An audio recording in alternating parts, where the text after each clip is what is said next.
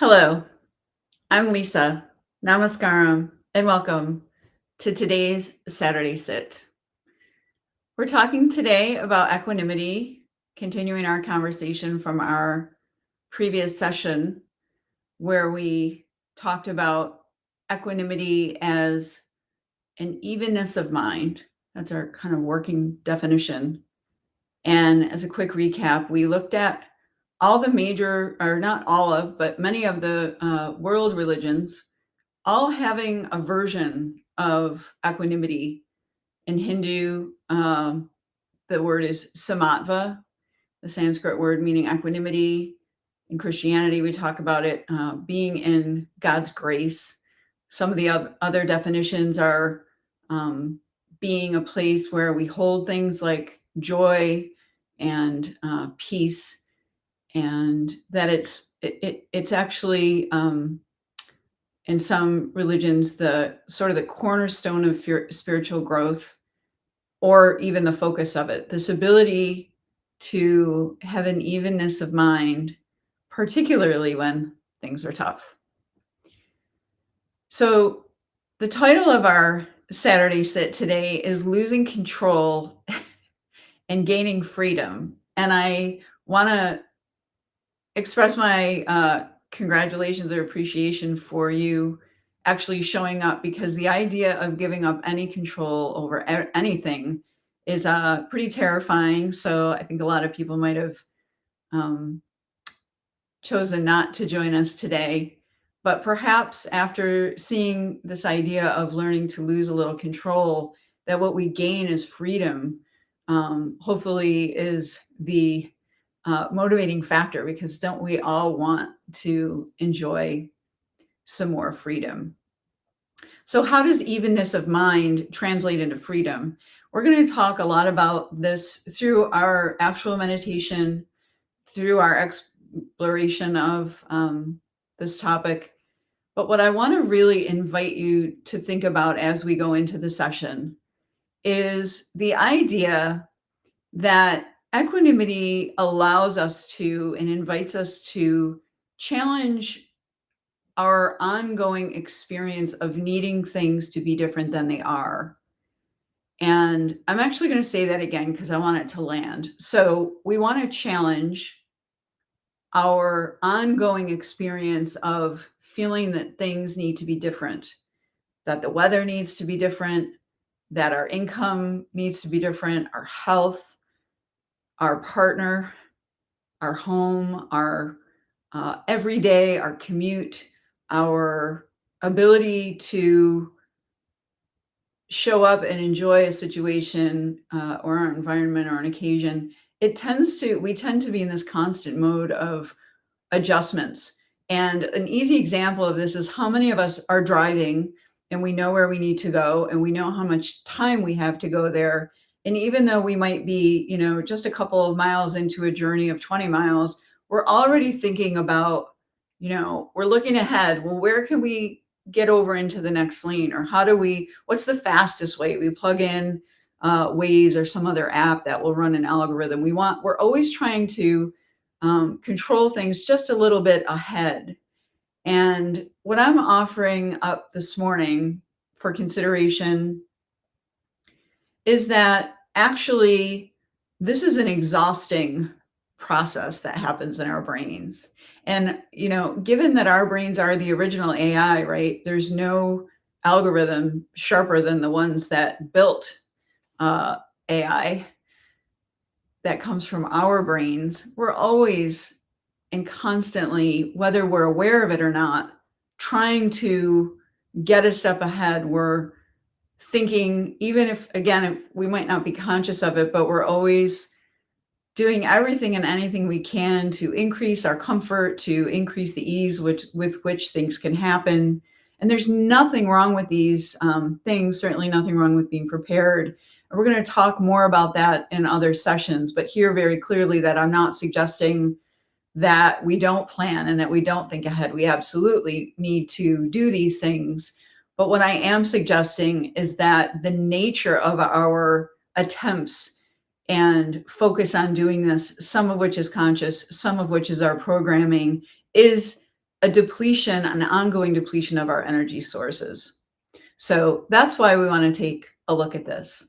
And if we extend that thought a little bit further, the second part of the invitation is to recognize that when we are endeavoring to make our experience richer or more fun or safer, or even as is the case in this environment, I'm intending to make this a richer experience, or at least a valuable experience for those of you who have taken time out to join me this morning. That even in doing that, that we somehow move from our intentional actions towards something, and suddenly our experience of that thing is somehow still dependent on circumstances and conditions and people doing what we have decided is the thing, or are the things that are going to amplify our positive experience of something. So let me put that in regular talking terms. What I mean is, let's use the phrase if only.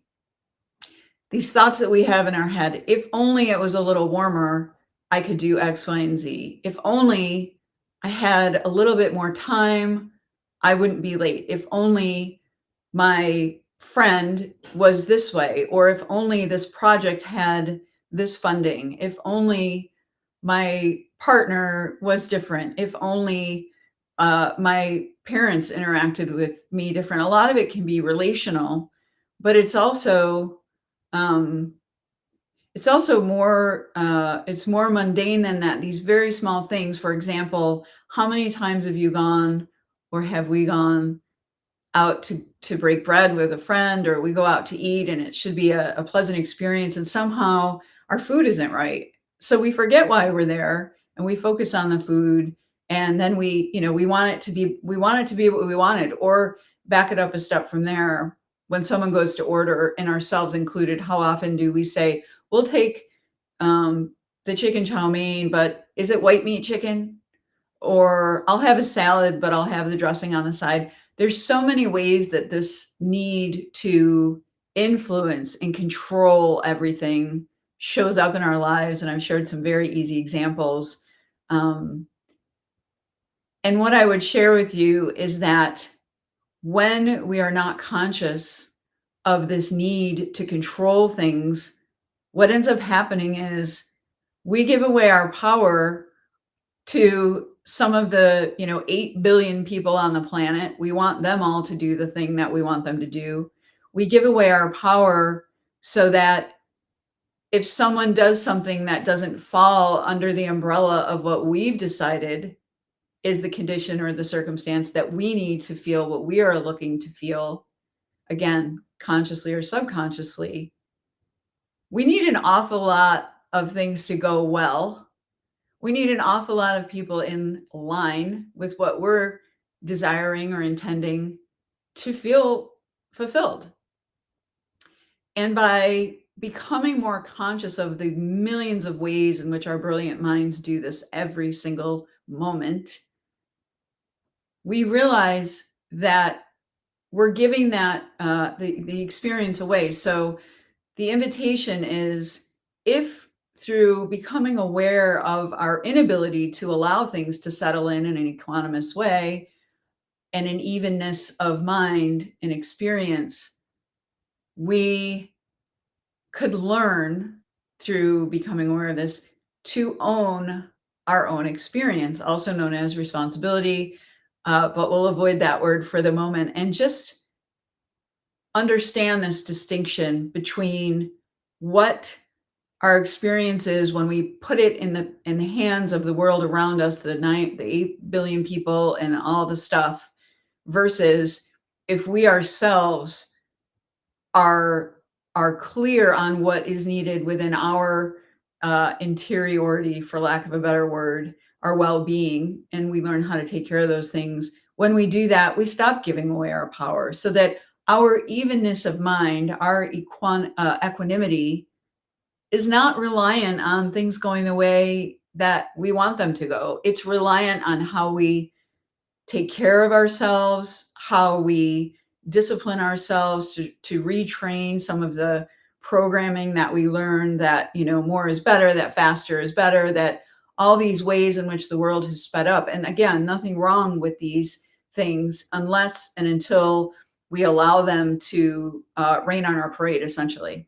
So that's a long way around. Equanimity is not the easiest thing in the world um, to speak about and to introduce. So I am tripping a little bit on some of these concepts, but I'm just pulling in a lot of different ways that I have myself understood equanimity and been able to take some of the control back into my own experience and stop hoping that it won't be too loud for me to sleep, or that the water isn't cold enough that I'm having at my meal, or that someone in front of me might be driving slower than I want them to, or faster.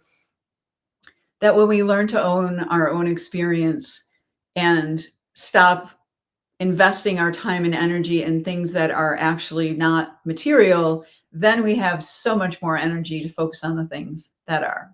So moving now into just talking about what's the benefit of doing that. The benefit of doing it, again, is just this idea that we increase our experience of our own freedom because we're not looking left and right to make sure everyone else is doing what we want them to do. We learn how to just have this evenness of flow in our own lives. And certainly something terrible happens, we're going to have a response to that, and we need to. But not everything that happens requires a response. So we're going to dive into that in our exploration. And I appreciate your, willingness to do so, and your willingness to explore. Moving in now to just the benefit of meditation, which is, learning to sit with ourselves, to give dignity and honor to the breath that is our life force, and debunking those myths we always talk about. We cannot do this process wrong. Anytime that we're breathing in and we're breathing out and we're aware of that, we can consider that meditation, so we're not judging ourselves. Also, we're not trying to get anywhere when we meditate. We're coming home. We're learning to stay. So as we've talked about before, personalizing your space in a way that's comfortable for you, that makes you feel welcome, that kind of tips you off to, oh, I have my flowers and my candles, I have my music, I have this particular photo of a person that I'm thinking about, or my favorite blanket, or whatever it might be, to help us feel more welcome. And within this space, we're going to approach our meditation practice with a very dignified posture, with a straight spine, and our shoulders just kind of dropped away from our necks. And we're going to just raise our head up just a little bit, tilting our head up. And we're going to move through a couple cycles of breathing, which I will hold the count for. The in breath is about 6 counts. The out breath is about 7, with a little rest period at the end. And as always, you should breathe at your own comfortable pace. This is just meant to provide you with some support, particularly if you're new to the practice, and to give you some guiding principles so that you can continue to explore this on your own, which is where all the magic really takes place.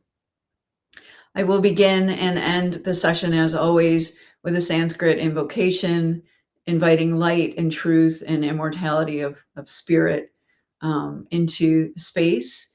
And that is your cue that the session is beginning and ending. So we're going to go ahead and get started with some deep breaths. And let's go ahead and close our eyes. Asato ma sagamaya tamaso ma jyotirgamaya Trudamaritangamaya. Om Shanti, Shanti, Shanti. Beginning with the in breath. 1, 2, 3, 4, 5, 6. And the out breath. 1, 2, 3, 4, 5, 6, 7. and rest. In breath, 1, 2, 3, 4, 5, 6.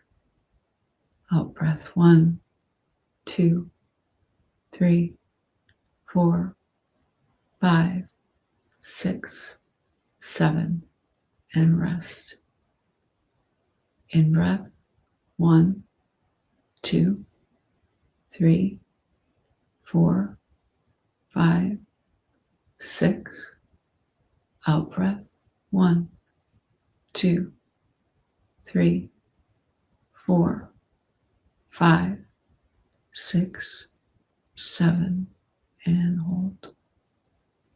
In breath, 1, 2, 3, 4, 5, 6. Out breath, 1, 2, 3, 4, 5, 6, 7. In breath, 1, 2, 3, 4, 5, 6. Out breath, 1, 2, 3, 4, 5, 6, 7. In breath, 1, 2, 3, 4, 5, 6. Out breath, 1, 2, 3, 4, 5, 6, 7. In breath, 1, 2, 3, 4, 5, 6. Out breath, 1, 2, 3, 4, 5, 6, 7, and rest. In breath, 1, 2, 3, 4, 5, 6. Out breath, 1, 2, 3, 4, 5, 6, 7. In breath.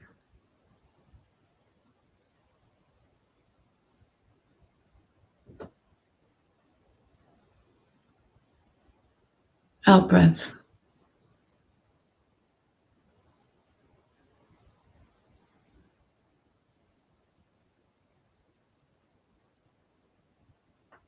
In breath.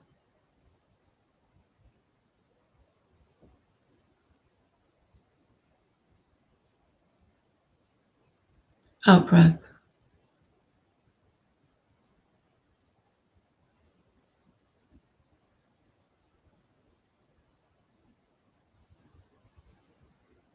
In breath.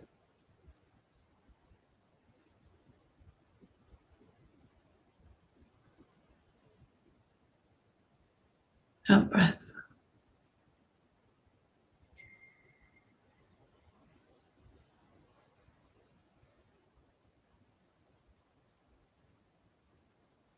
In breath.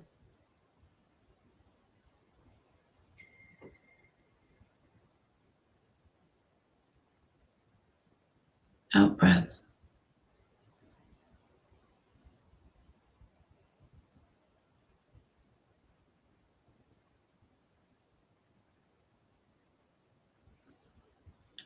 Let's continue our breathing in a comfortable pace.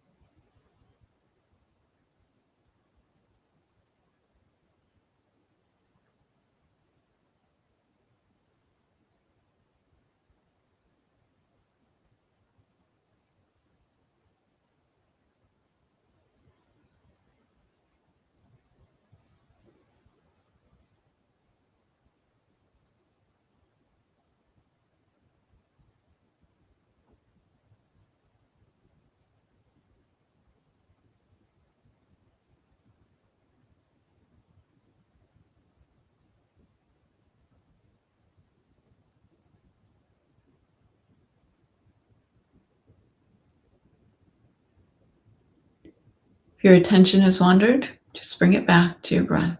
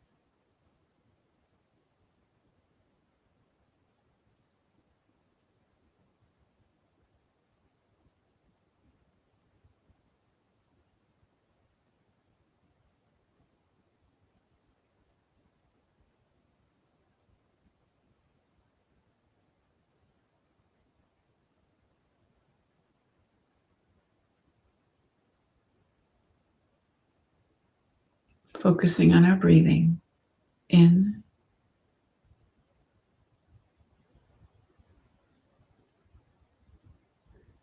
and out.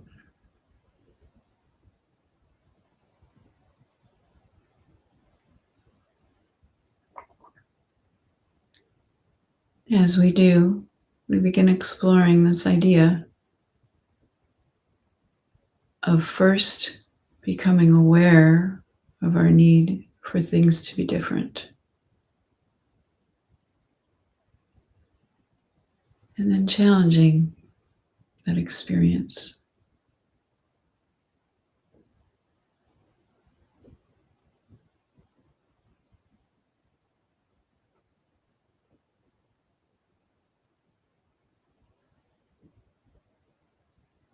Could be riding in the car with someone who has the car warmer than you'd like.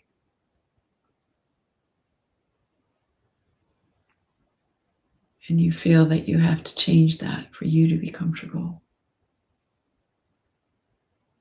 Or perhaps in that same vehicle, the driver's playing music that you don't care for, and you want to change the station.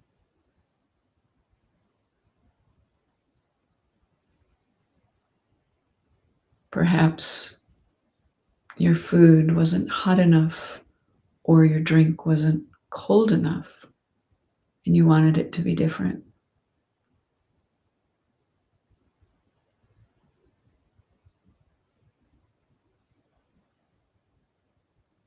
Perhaps our habitual need to change things is so programmed that we can't even think of anything, that we don't notice it.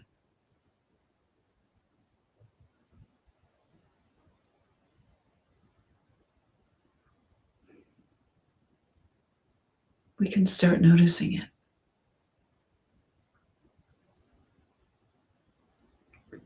Perhaps as we're sitting together, something's itchy,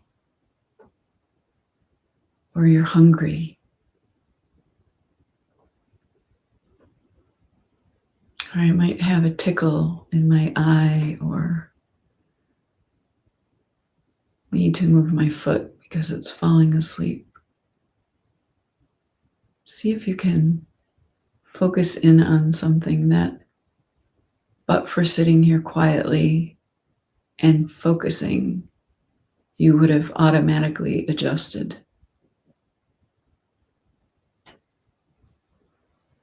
And imagine that you can't. Would it be okay? Could we remain in our evenness of mind, even if we don't scratch that itch? Or we don't ask the driver to change the station? We don't reach for something to make us more comfortable? What would it feel like to put a second, just one moment, between the urge to respond to something we believe needs changing, and actually doing it. This is where we learn about equanimity.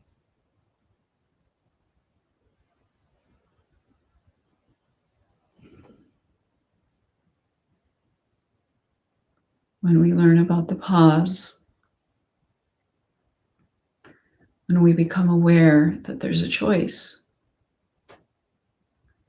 we're learning to stay equanimous. We may still do the behavior, but we've brought our awareness to it. And that awareness is the beginning of breaking our programming and learning to own our own experience of every moment of our lives, empowering us to need less from others and empowering us to provide and meet our own needs on a more consistent basis.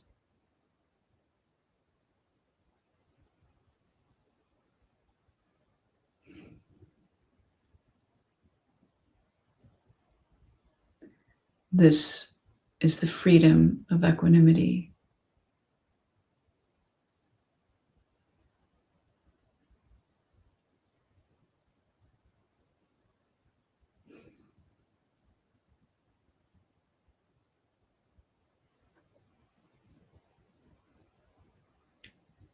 Taking a few final deep breaths. We remember this feeling so we can dip into it again when we're ready.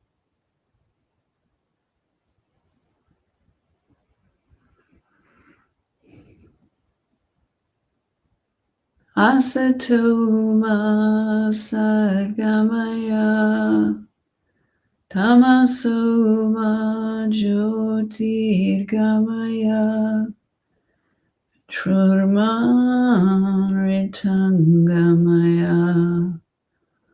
Om Shanti Shanti Shanti.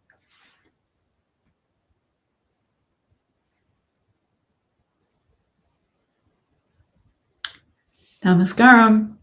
Here we are in our evenness of minds. This is a challenging concept. It's something that a lot of us have never even heard of. But through equanimity, we do learn to let go of some of that control.